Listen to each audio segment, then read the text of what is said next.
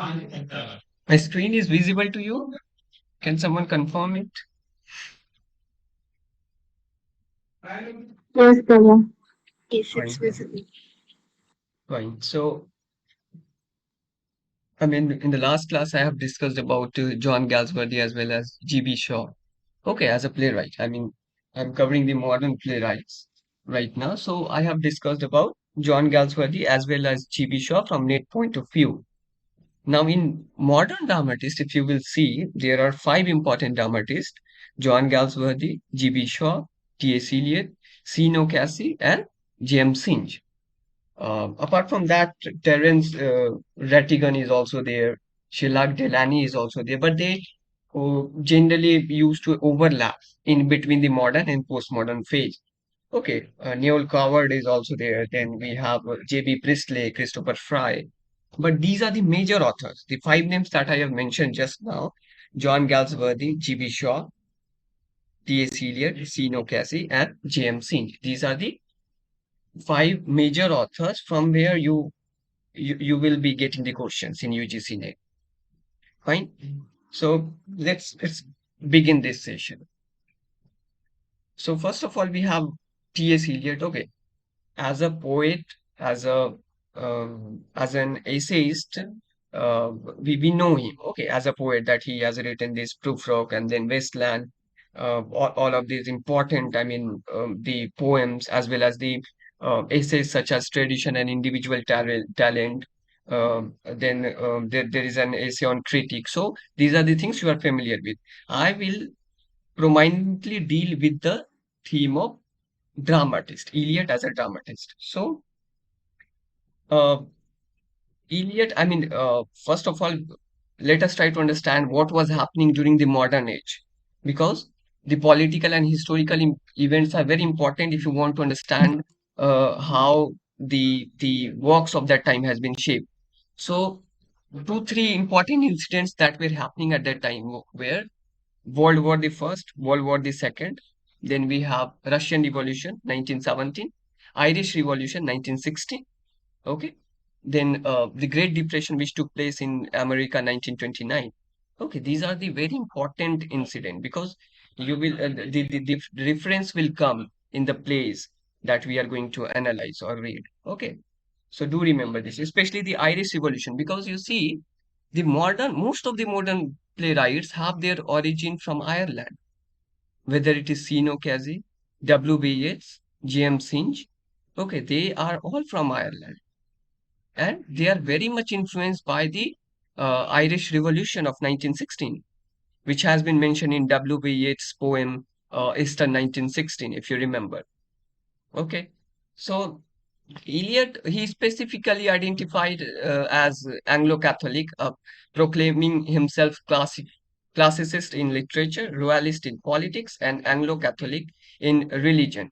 Why? Because he was initially a US citizen, okay, American citizen. But then he came to America, to Britain.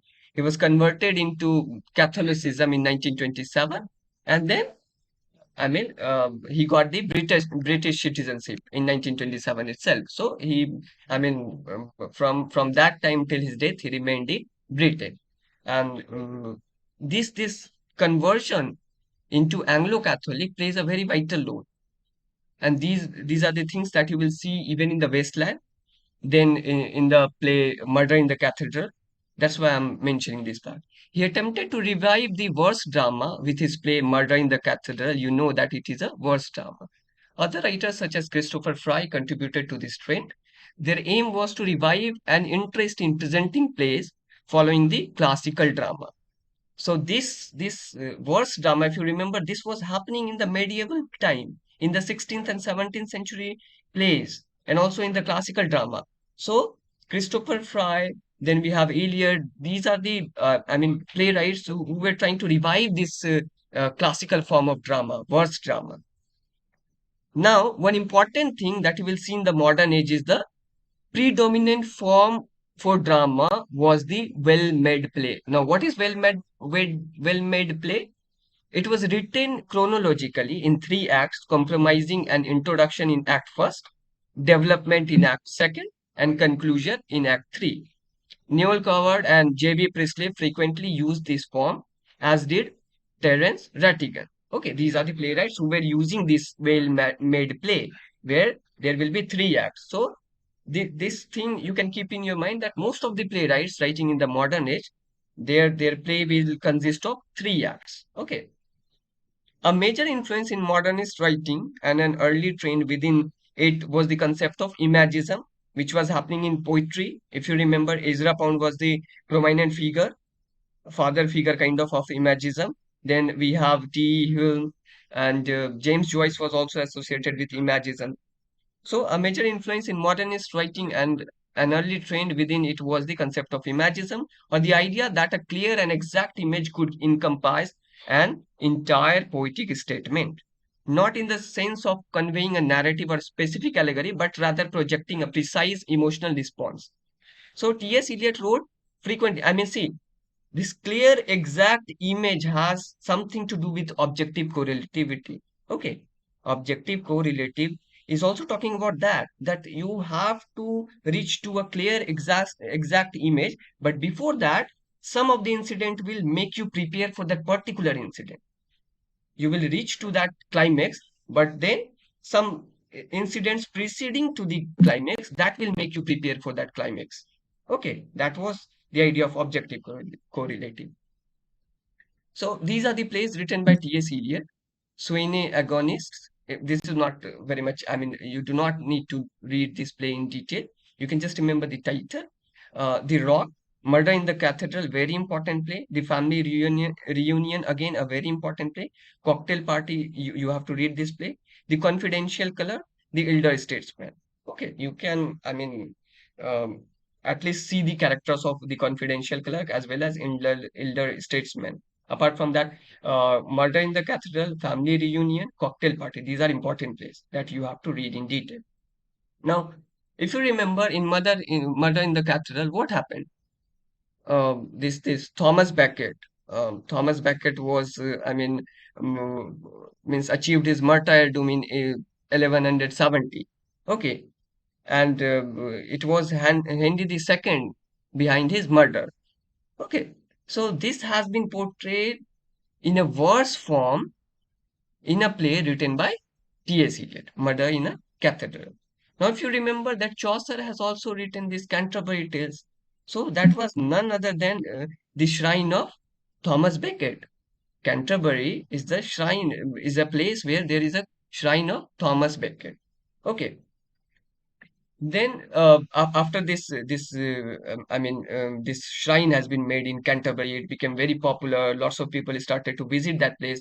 But then after almost 400 years, again a disruption came. If you remember, that happened in 1154. Sorry, 1534. Okay, 1534. What was the event that happened in 1534? Anyone remember right now? Who are there in the session? Okay, so in 1534, Act of Supremacy has been passed by the King Henry VIII. Okay, why? Because he wanted to marry. He already married six times in his lifetime, but he wanted to marry, and the church was not allowing him to do so. That's why he took the power of church. He made himself the a kind of god-like figure. Okay, because previously there was this notion that there is a hierarchy in which God is at the top, then we have the king, then the nobleman, and then the poor people. Kind of this kind of hierarchy was there.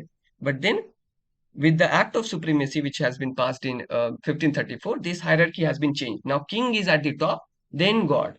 Okay, because he is controlling the church also. So I just related this thing. Means you do not need to know so much of detail, just to make you clear about the historical facts I have mentioned here. So, having become a Christian and British citizen, Eliot now added playwright to his credentials while continuing to write poetry and criticism.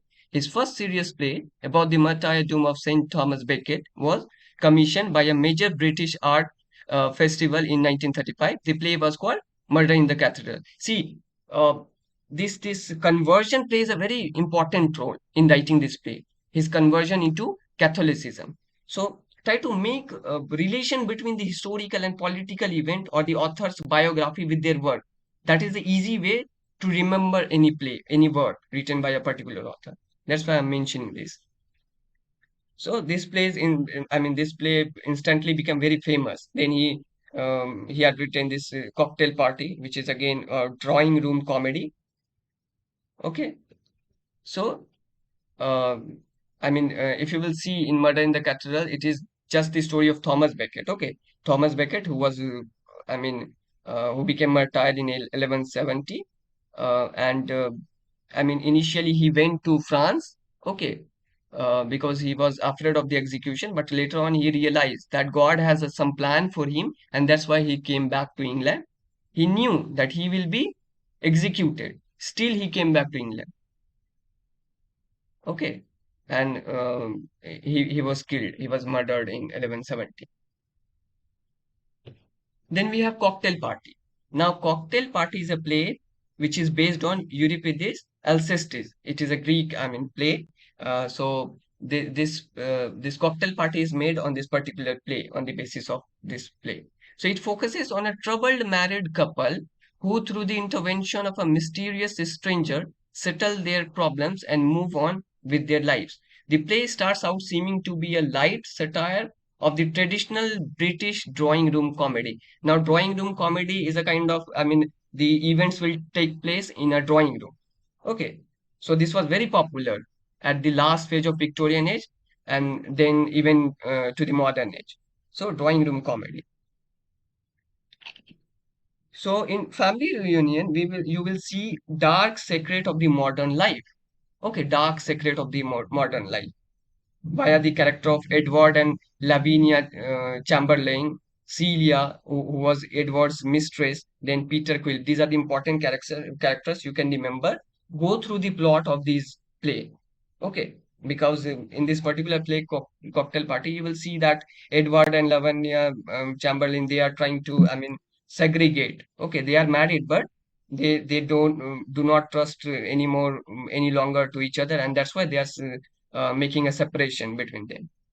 So, as it progresses, however, the work becomes a darker philosophical and psychological treatment of the human relation. Why? Because, as I have said, it is a dark secret of the modern life that was the condition of modern age. People were fragmented, disjointed. Okay, because of this world war, the wars that were taking place throughout the Europe. Okay, there was this loss of faith in God because they were thinking that if God is there, why there He's not saving us. So there was this flickering of faith from God. Okay, so these are the things that you will see in Cocktail Party also, disintegration of a family. Later on, I mean, you will see that Edward and Chamberlain, they are both reunited again. She has left Edward just as they are about to host a cocktail party. This is the incident that took place in the play, that Lavinia actually left Edward just as they are about to host a cocktail party at their London home, and he has to come up with an explanation for why Lavinia is not present, because there are so many of people in that cocktail party. Now he has to come up with an explanation that why she left suddenly. So that was the moment of separation. Okay, but later on they get reunited. There is a very important role played by Celia. Okay, a religious kind of connotation has been given to Celia, who was Edward's mistress. Okay, then we have family reunion. Again, a kind of satirical and dark and gloomy kind of tone you will see in family reunion, written mostly in blank verse, incorporates elements from Greek drama and mid 20th century detective plays to portray the hero's journey from guilt to redemption. Now, who is the hero? It is Harry. Harry's journey from guilt to redemption. Why he was guilty? He always think that he always used to thought that he has actually killed his wife. Okay, so he was always in a dilemma that whether I have killed my wife or not. So he was feeling guilty for that. Okay, this is a kind of a state which we call alibi. Yeah, alibi, where you try to blame yourself for something which you never did. Okay, alibi kind of state. So Harry was, in fact, Harry has an alibi for the time but whether he killed her or not, he wished her dead. Okay, so see, whether he killed or not, he is not sure of that, but he wished her dead. And his feeling of guilt are the driving force in the rest of the play. Okay, so we have Lady Monchensi. She is also known as Amy in the play. She's the mother of Harry. Okay, now Amy's sons, there are three sons of Amy. They are not living at home. They are away from home for a long time. But all of a sudden, Harry appeared. Okay, the play is in two acts set in Wishwood, a stately home in the north of England. So there is a party, and Harry appeared all of a sudden. Then what happened?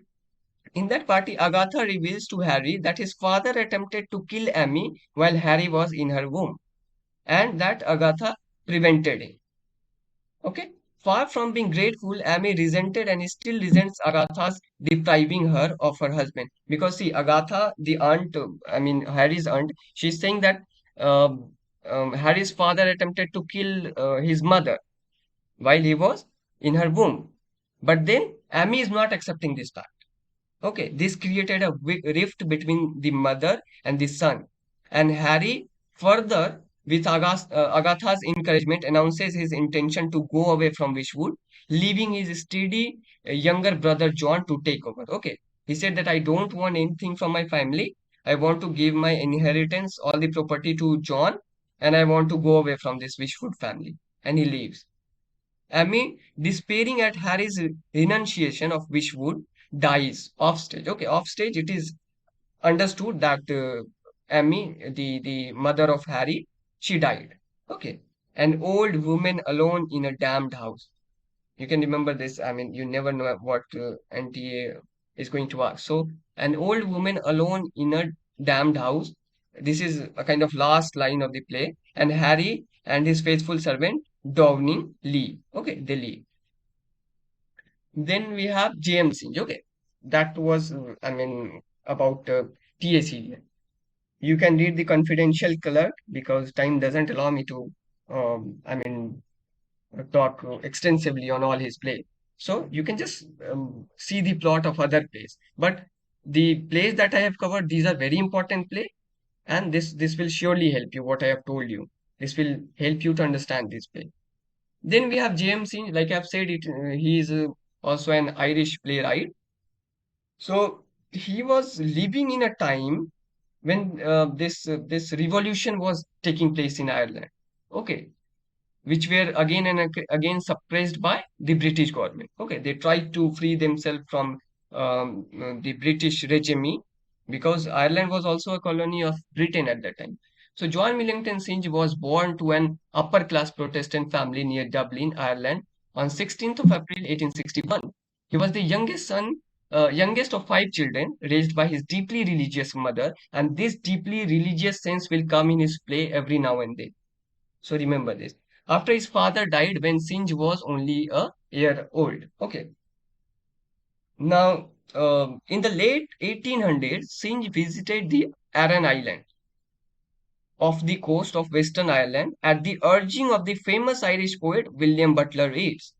Okay, it was William Butler Yeats who requested Synge to visit Aran Island. Okay, and that experience actually paved the way for Synge's very important and famous plays such as Brightest to the Sea, In the Shadow of the Glen. These are all the important plays. And the experience to write this play came from this Aran Island. So William Butler Yeats plays a very important role in Synge's life. He was there to gather folklore and uh, relearn the Irish language, but he became captivated by the simple way of rural life. The islanders' constant struggle to survive amidst brutal environmental forces captured Synge's imagination. And this constant struggle to survive amidst brutal environmental forces is very much evident in Writers to the Sea that we are going to discuss soon. Okay. Now, another thing is that W.B. Yeats was trying to do a kind of Celtic revival. Okay. He was a major force behind this Celtic revival, which were happening at that time. So he tried to make disciples for himself.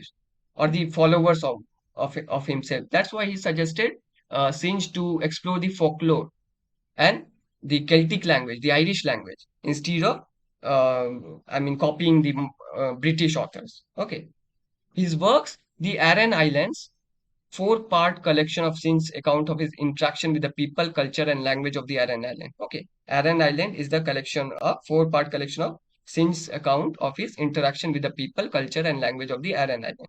So Aran Island, In the Shadow of the Glen, Riders to the Sea, they are all inspired by his stay on Aran Island. Now let's see the play Riders to the Sea. I'm pretty sure that most of you have read this.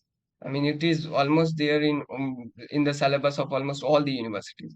So you will find that there is this mother Moria, her two daughter Nora and Kathleen, and her six sons. All of them died by the end of the play. So suppose if Antia will ask you question, how many male member died in Moria's home? So what will be the answer? Can anyone tell? 7. So you have calculated 6 plus 1, 7, isn't it? Is it so? Yes. Yeah, but the Yes, thing is yes. that there were 8 members, okay? Six Eight. sons, Seven. husband, and her husband's father. Father-in-law. Sorry? Maurya's father-in-law, sir. Yeah, no, no, no. Yeah. I mean, husband and husband's father-in-law. Okay. So there were 8 members. By the end of the play, you will see 8 members died, male members from his family, from her family. Sorry. So, uh, Kathleen and Nora are the siblings. Then we have the Michael, who is already a droning victim when the play begins. Okay, it is understood that he is drawn far away and he is dead. Then Bartley, daring horse sailor, he went for that horse sailing, and he also died by the end of the play. And there is this very famous line that now I do not fear anyone, something like that. Moria says that by the end of the play that I do not fear anything because I do not have I have no son or male member at all. Why I will fear? And that's the theme. I mean, if you have read it in masters and graduation, there was this famous question coming that how she emerges, Moria emerges as a tragic heroine. Okay, so that particular sentence justifies that even after losing 8 members from her family, she is not, I mean, submitting herself to nature. She's saying that now I'm happy. Now I do not need to fear because all of my male members are dead. Now what will take C from me? I have nothing. Okay. So this is the story of Riders to the Sea. Then we have Playboy of the Western World. And the Playboy of the Western World aroused a public controversy, provoking riots and a bitter public debate over the play and over freedom of expression on the stage. Why it happened? Because it was a comic inversion of Oedipus the king. Because again, in this play, Christy Mahon actually wanted to kill his father, but he deliberately wanted to kill his father. He wanted to commit this patricide deliberately, not like that of Oedipus, who was committing unknowingly that sin. Okay, Oedipus was committing the scene of patricide unknowingly, but Christy Mahon knows that he has a father and he is trying to kill him. Okay, knowingly. So that's why I mean at that time this was a very radical idea back then when this play was performed.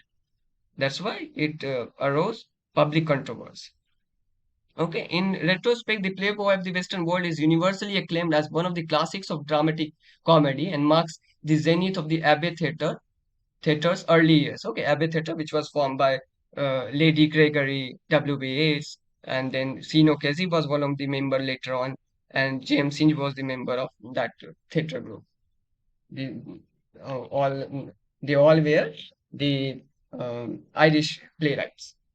So the characters are Christy Mahon, a man who brags he has killed his father. Okay, Christy Mahon, if you remember the plot, he came to a town and he said that he has killed his father, and everyone is welcoming him. That okay, you did a very courageous job. We welcome you. But then all of a sudden, old Mahon, the father of Christy Mahon, he reappears, and then people who were looking at Christy Mahon as a hero, they said that no, you are coward, you are liar. You said that you have killed your father, but your father is present here. So a tough, upside down kind of situation took place all of a sudden. Okay, then he again tried to kill his father to prove his worth, to prove his, courage and manlyhood. Okay, so this incident took place, but then later on, uh, the people who were welcoming him for his deed, those same people were hanging him for the patricide by the end of the play. But then his father came to save him. Okay, old Mahon somehow survived and he came and saved his son. So Christy Mahon is there. Michael James Flaherty is there, a publican. Then Margaret Flaherty, which is who is also known as Pigin Mike. She's Michael's daughter and the barmaid. And Pigin is in love with Christy Mahon. Okay, and in return, Shaw Keogh is in love with Pigin Mike. Okay, Shaw Keogh, a young man who loves Pigin. Then there is Widow Queen. She was also in love with Christy Mahon. Pegin laments betraying and losing Christy Mahon. I have lost the only playboy of the Western world. Again, the last line of the play. Pegin is lamenting that I have lost the only playboy of the Western world. That's the story of the playboy of the Western world, written by James Synge. Okay, then we have this play In the Shadow of the Glen, one act play, in which there is this character Nora who marries an elder farmer, Dan. Okay, just remember the name of the characters. Okay, you do not need to go in detail for this play. Dan kicks Nora out of the wander the roads, and she leaves with the tramp. Tramp is a person in the play. Okay, who promises her a life of freedom. Okay, then we have Will of the Saints. It is a three-act play. Again, three-act play. What I have called this particular play, well-made play. Okay, three-act play. So Martin and Mary Dole are two blind beggars who have been led by the lies of the town folk to believe that they are beautiful when in fact they are old and ugly because they were blind. They were not able to see themselves. So towns people used to say them that you are very beautiful. Okay, the couple Martin and Mary Dole, you are very beautiful. But then they were ugly and old. So later on, they get their sight back and they realize that they are ugly. Okay. Then by the end of the play, again they become blind. That's the story. Okay. Well of the Saints. So that is all from this playwright James Hinch. Now let us come to Scene O'Casey. Okay, 1880 to 1964. A long lifespan you can see. O'Casey brought the language, the humor, and the suffering of the Dublin poor to the stage. See, remember this suffering of the Dublin poor because O'Casey himself was very poor. He was a kind of self-learned man. Okay, never went to school. He was so poor, especially in his three Dublin plays: The Shadow of a Gunman, Juno and the Peacock, The Plough and the Stars. Frequently in UGC-NET, they ask you this trilogy, okay, Dublin trilogy. They ask you about this. Okay, they haven't been in detail right now. They haven't asked about the characters, but they ask about this trilogy. Okay, so Shadow of the Gunman, Juno and the Peacock, The Plough and the Stars. In these works, set against the political struggles of the previous decade. I mean, which decade they are referring to? Can anyone tell? I mean, if the play is published in 1923 or 24, so what is the preceding decade and what happened at that time? I have told you during this session. 1914 World War, I guess. Yeah, that was the event that was happening, I mean, worldwide. Okay, that was the condition of Europe at that time. But then, especially in Ireland, I told you that Esther Rising took place, 1916, isn't it? So he was, I mean, in his play, you will see he's continuously referring back to that incident. And if you remember in his Esther Rising, John McBride was executed. Who was John McBride? Can anyone tell? John McBride. He was the husband of that lady. I mean, whom W.B. Yeats was loving. Do you remember the name of that lady? Who was it? I mean, W.B. Yeats was in love with which girl? So John Mac, Shara. perhaps. I mean, if her name is Sarah, then okay. Shara Hutchins, maybe. Sarah Hutchinson, no, she was. mm, I mean, I'm completely forgetting right now. But John McBride was the, I mean, husband of that girl whom W.B. Yeats loved. Okay, and this person. Sorry, who? Gone, Maud gone. Mod gone. Maud Gonne, exactly, He was exactly. mod Maud. gone. Yes, yes, yes. So, John McBride was Maud Gonne's husband, and he was executed in this Irish revolutionist movement in the uprising of the Easter 1916, which has been brutally suppressed by the British regime. Okay, lots of people were executed, civilians were killed during this Easter 1916. That's why, I mean, W.B. Yeats commemorating them in his poem Easter 1916. Okay. In these works set against the political struggle of the previous decade, he showed himself a master of tragicomedy and a trenchant critic of personal and national self-deception. When he submitted his play, The Silver Tassie, to the Abbey Theatre, co-directors Yeats and Lady Gregory rejected it for what they considered an ill-conceived expressionist second act. Okay, so the Silver Tassie was rejected. His later play Silver Tassie was rejected by Yeats and Lady Gregory, and this was the cause between the rift of Synge as well as the Irish theatre. Okay, so an acrimonious public exchange followed, and O'Casey severed his relationship with the Abbey Theatre because the Silver Tassie has been rejected by the Abbey Theatre. That's why a rift has been created between them. He also changed his name from John Casey to Sino Cathasaig. In March 1940, he became the General Secretary for the Irish Citizen Army. So ICA was very much active during this Easter Rising. Okay, Irish Citizen Army, IRA, Irish Revolutionists, they were active in 1916. In 1917, his friend Thomas Ashe died in a hunger strike, and it inspired him to write Laments for Thomas Ashe in prose form. He fell in love with Eileen Carey, and the couple was married in 1927. His first published work was The Story of the Irish Citizen Army. So you will see the reference of Esther 1916 every now and then in the work of John, O'Casey.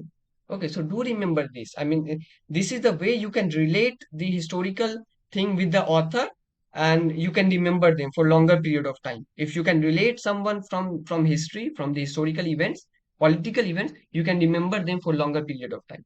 That's the key. So in Dublin trilogy, Juno and the Peacock is the second play of the Dublin trilogy that deals with the contemporary historical events in Ireland. The play was first staged at Abbey Theatre in Dublin in 1924. It is in three acts, again a well-made play. Sino Kazi has taken the characters of Juno and the Peacock from Greek mythology. Juno is the name of a Roman goddess who is protector of suppliants and the jealous wife of Jupiter. Okay. However, Juno Boyle in the play is a Dublin housewife. See, I mean, they are far-fetched kind of metaphorical comparison is going on between the Juno who was there in Greek mythology as well as Juno Boyle who is in the play. I mean, they are contrastingly different. That Juno is a Roman goddess who is the protector of suppliants and the jealous wife of Jupiter. This Juno Boyle in the play is a Dublin housewife, an earthly human figure who struggled for hard life. Juno's husband, Captain Jack Boyle, is drawn from Shakespeare's Captain Jack Falstaff because of captain. उसमें जो captain title लगा हुआ. That's why he has been referred. I mean, Jack Boyle is drawn from Shakespeare's Captain Jack Falstaff. So do remember, from where these character came. Okay, from this Greek mythology, and then Shakespeare's Captain Jack Falstaff. Do remember this because they can ask you this question. They have already asked about the trilogy. Now they will be going in detail now. Okay, they will ask about the characters. So remember the name of the characters. That's why even if I'm not telling you the whole plot, I'm telling you about the character. Boyle's handsome Grace um, is depicted as peacock. Okay. Juno is so called Juno because all of the important events in her life took place in June. Last line of the play is the whole world in a terrible state of chassis. Okay. This is the last line of the play. So you will find the hard life of Juno and his husband. Okay. Jack Boyle. Then we have The Shadow of a Gunman. It is a play by Casey and the first in his Dublin trilogy. The original title of the play was On the Run. Okay, this was the original title, which was later on changed into The Shadow of a Gunman. It is set during the Irish War of Independence. Again, the reference of Easter 1906 Irish Revolution. Okay, it is set during the Irish War of Independence. The play centers on the mistaken identity of a building tenant who is thought to be an Irish Republican Army assassin. Okay. The play centers on the mistaken identity of a building tenant. He is a tenant, normal tenant, but everyone is doubtful of him that he is a member of IRA, Irish Republican Army, and this IRA was very dangerous at that time. They were killing the Britishers to get freedom. Okay, like that of Subhash Chandra Bose and Bhagat Singh in our India. Okay, so the main characters in this play are Donald Davoren, a poet of about 30, living with Seamus in the tenement. Some of the residents suspects he has an affiliation with the IRA. So he is the main character who is mistaken for being an IRA assassin. Okay. Seamus Shields, a broken down lazy peddler of about 35, disillusioned over the nationalist cause. He only supports those who wish to conflict with uh, uh, uh, okay, perhaps this sentence is wrong. Okay. Then we have Adolphus Gregson and Minnie Powell. These are the other characters from this play.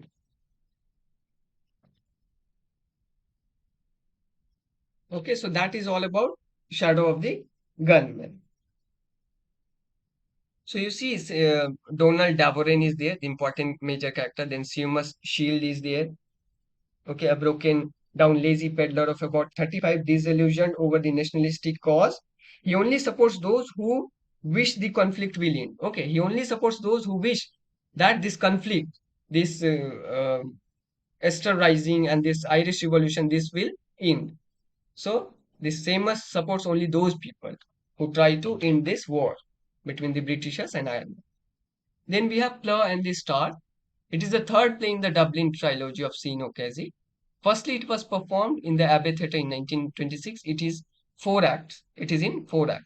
The first two acts take place in November 1915, looking forward to the liberation of Ireland. Again, the Easter Rising, the Irish Revolution. Okay, that's why I have referred again and again that in the works of Synge, this will appear again and again, and you never know that NTA can ask that what is the predominant theme or the political or historical context that is evident in Synge's play. So it is Irish Revolution or Easter Rising of 1916.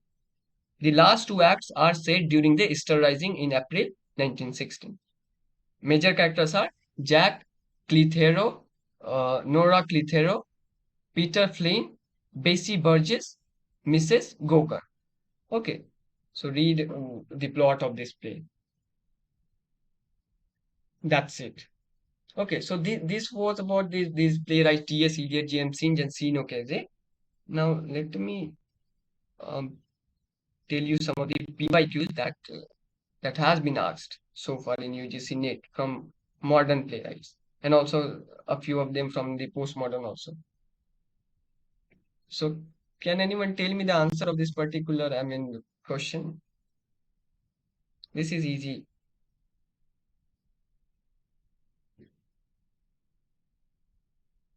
If you are able to see the, screen, Can anyone tell me which playwright has written which work? Mm-hmm. Family Reunion by T.S. Eliot. Exactly. Just now I have mentioned The Family Reunion by T.S. Eliot. Then Yeah, this question has been yeah. asked in UGC-NET. That's why I'm asking you. What about the other plays? The first one is by G.B. Shaw. Exactly. Heartbreak House is by G.B. Shaw. Very good. Then Loyalties will be John Galsworthy's. Okay. Okay. So then in the jungles of cities, suppose this is very, I mean, kind of play that the name that you never heard. But then if you have made the three correct matches, then the fourth one is automatically matched. That's the key. This is what you need to do in the exam. So, Heartbreak House is written by G.B. Shaw. Then we have Loyalty is written by John Galsworthy. The In the Jungle of Cities written by Bertolt Brecht, and then The Family Reunion written by T.S. Eliot. Okay. Now match the play with the subject matter of the play. If you have read J.B. Shaw, you can tell it.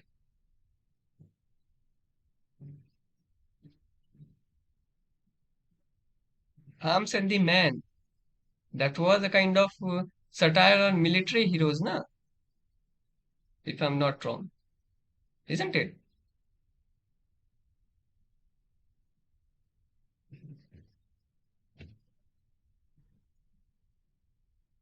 So the answer will be,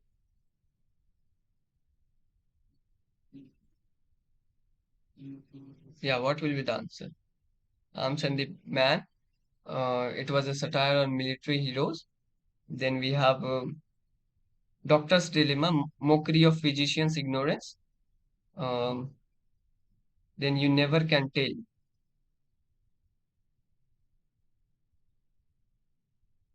Yeah, it will be Plotting of Stage Convention. Let me see this answer. Um, A will be matched with 4, B will be matched with 3, B with 3. Okay, devaluation of social traditions. Then we have Candida. Candida is uh, C will be matched with 1, Plotting Stage Convention. Okay, so that will be the answer uh, for this particular question. Now this is very easy. Widower's House. Again, you can see that Heartbreak House written by G.B. Shaw, and Widower's House has been written by G.B. Shaw. Do remember these things. Okay. Lots of question has been asked from G.B. Shaw. Then listed below are some of the English plays across several centuries. Twelfth Night, She Stoops to Conquer, The Importance of Being Earnest, Pygmalion, and Blithe Esprit. What is common to them? So all are romantic comedies which portrays love and laughter. Okay. Twelfth Night, She Stoops to Conquer by Oliver Goldsmith. The Importance of Being Earnest by Oscar Wilde. Pygmalion by G.B. Shaw. Blithe Esprit by what is the name of that playwright?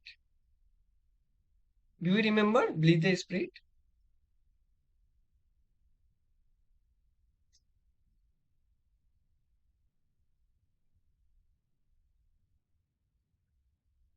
Blithe Esprit is written by Shelley. Shelley. No, there is a Blithe Esprit written by one more, I mean, modern author. Shelley was called, I mean, Blithe Esprit, but then one more modern author has written a play on this.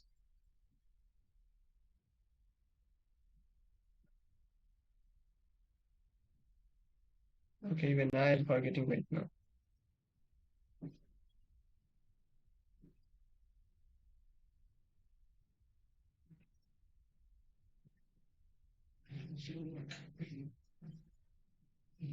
Okay.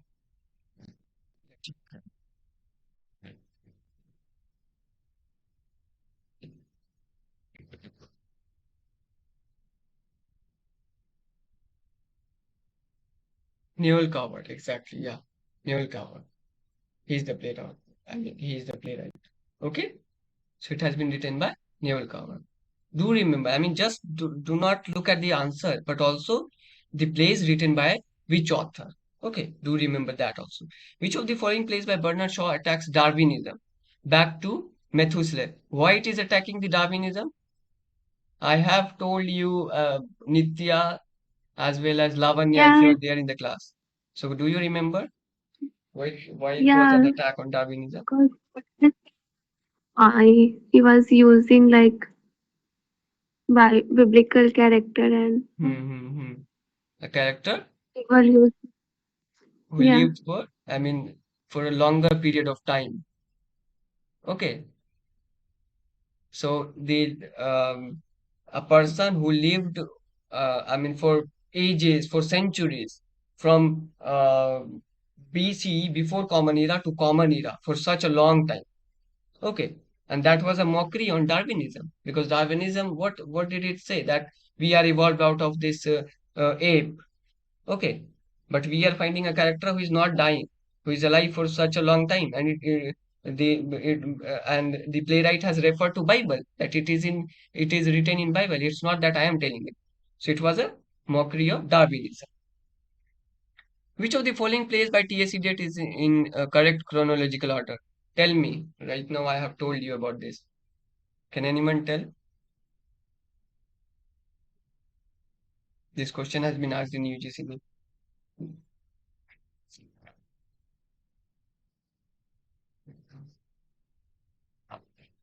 Which one will be the first A. play? Answer A. Answer will be A. Very good. Murder in the Cathedral, Option the A. family reunion, the cocktail party, the confidential clerk.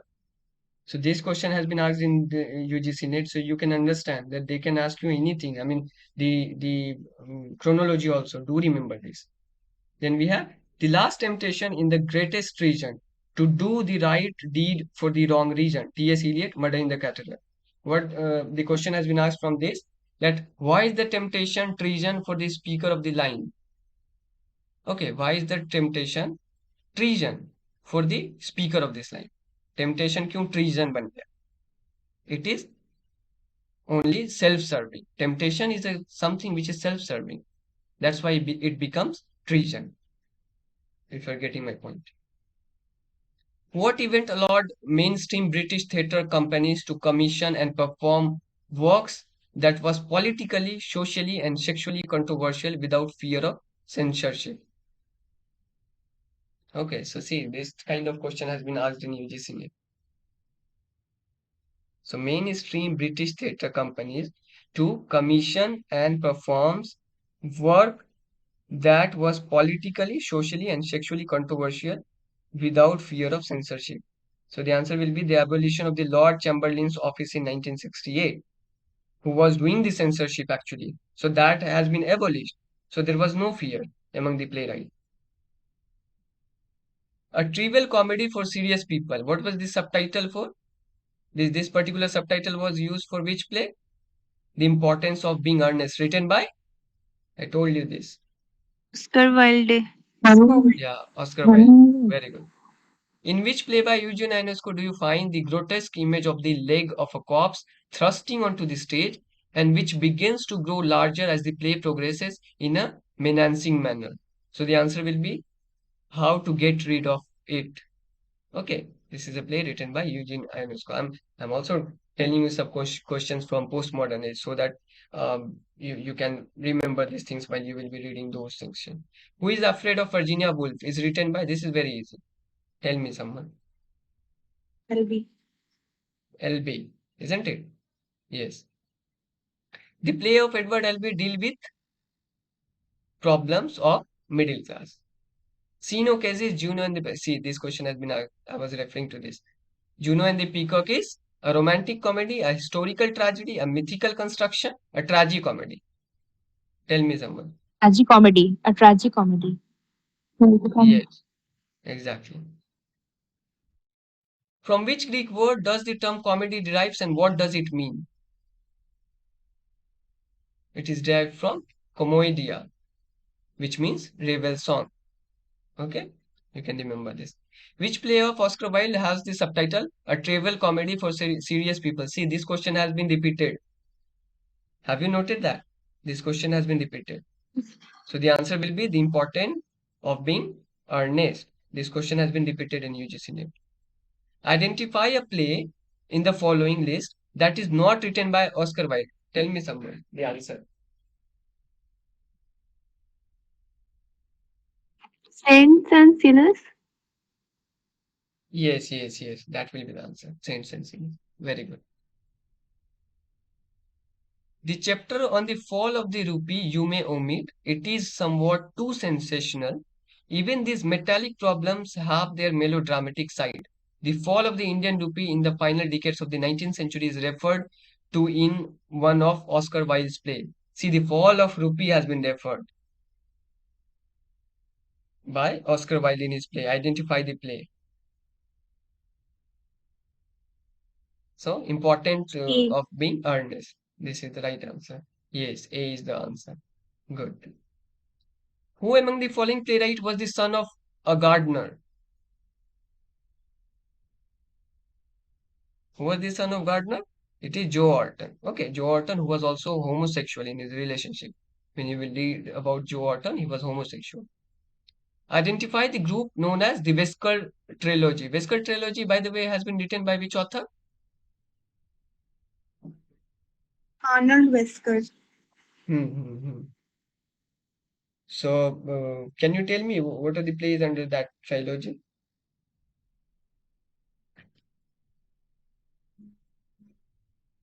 It's B. It's B. It's B. Oh. Yes. Chicken soup with barley roots. I am talking about Jerusalem. What about the following? Who among the following wrote an immensely powerful play about the remapping of the Irish places with new British names? Remapping of Irish places with new British names.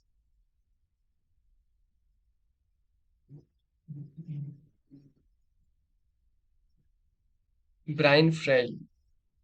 Okay? Brian Fry. He has written this. He has written this play, Philadelphia, Here I Come, in 1964, about an Irishman's response to the prospect of immigrating to the USA. Okay, that was the theme of that particular play, Philadelphia, Here I Come. Then he has also written this particular translations. Okay, he has also written, and that translation is actually the play where which deals with this theme of remapping of Irish places with new British names. Okay, remember the name of the play. Translations written by Brian Fry. Okay, he was born in 1929. So see, sometimes they are asking so minor author. That's why I'm referring to these names. Which of the following play is not part of the so-called Arnold Wesker trilogy? Again, question has been repeated. So, chips with everything. This is not the part of Arnold Wesker's trilogy. Then we have identified two of the following written by Christopher Fry. Christopher Fry. So the answer will be Venus Observed and The Lady is Not for Burning. What will be the answer?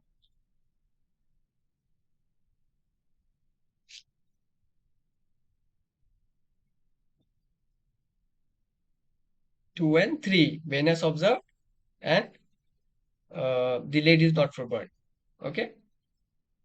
Yeah, so that's it from my side. That was the question that has been asked so far.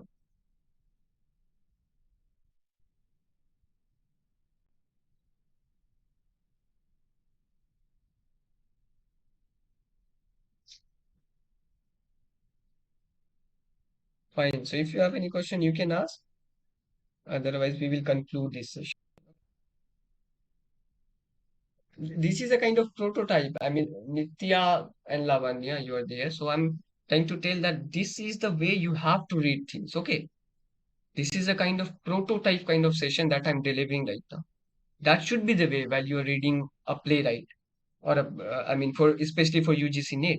That should be your approach while you are reading. You do not have to go to detail of every play. remembering all the characters and plots. Not like that. You have to be very precise based upon what has been asked previously. That should be your approach. Okay. So right now, Nitya and Lavanya, we are done with these five playwrights. I will be beginning with the postmodern age. Okay. So we are done with novelists. We are done with dramatist.